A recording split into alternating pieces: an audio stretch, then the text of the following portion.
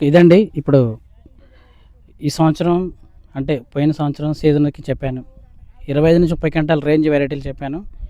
నేను ఇచ్చిన ప్రతి చోట అల్టిమేట్గానే ఉంది. 25 నుంచి 30 క్వింటాల్ ఏ రైతు తగ్గలేదు.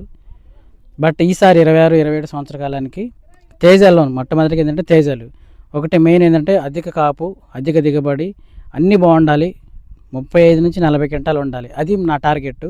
అంటే నా మోటో అది.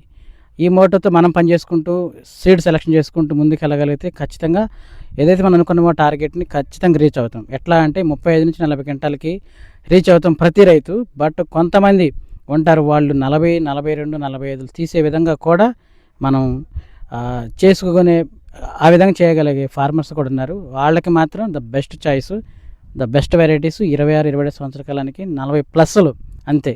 40+ వెరైటీలు ఇప్పుడు నేను చెప్తున్నాను, ఒకసారి చూడండి. ఎందుకు కారణం ఏంటంటే కింద నుంచి పైదాకా కాపు ఉంటుంది. ప్రతి కొమ్మ బలంగా ఉంటుంది. ఫస్ట్ ఏంటంటే బలంగా ఉంటుంది, వీక్గా ఉండదు. వీక్గా ఉంటే కొమ్మే వీక్గా ఉంటే దానికి ఉన్నటువంటి కొమ్మలు కూడా చాలా వీక్గా ఉంటాయి, మందం తక్కువగా ఉంటాయి, పలచగా ఉంటాయి. దానివల్ల తెల్లదోమ, పచ్చదోమ, పేనుబంక ఎఫెక్ట్కి గురైపోయి మొదట్లోనే ఆదిలోనే వైరస్ వచ్చే ప్రమాదం ఎంతైనా ఉంది. సో ఇట్లా మొక్క స్ట్రాంగ్గా, కొమ్మ స్ట్రాంగ్గా ఉంటుంది. అలాగే ప్రతి ఆకు బలంగా, అలాగే మందంగా ఉంటుంది. మంచి క్లోరోఫిల్ పర్సంటేజ్తో, మంచి బ్లాకిష్తో ఉంటుంది. సో దీనివల్ల ఏంటంటే ఒత్తులను తట్టుకునే గుణం, ఈ దోమపోటును తట్టుకునే గుణం అనేది మొక్కకు అనేది ఉంటుంది. దీని అంతటి కారణం ఏమైనా పిలుస్తారంటే మనకి ఇంకో భాషలో టాలరెన్స్, అలాగే రెసిస్టెన్సీ పవర్, అలాగే తట్టుకునే గుణం, తట్టుకునే కెపాసిటీ ఉందని, అంటే ఈ దోమపోటును తట్టుకునే గుణం అన్ని ఉన్నట్టు మీకు అర్థం కావడం కోసం చెప్తున్నాను నేను. చూడండి ఈ వెరైటీ ఇది ఆపేసి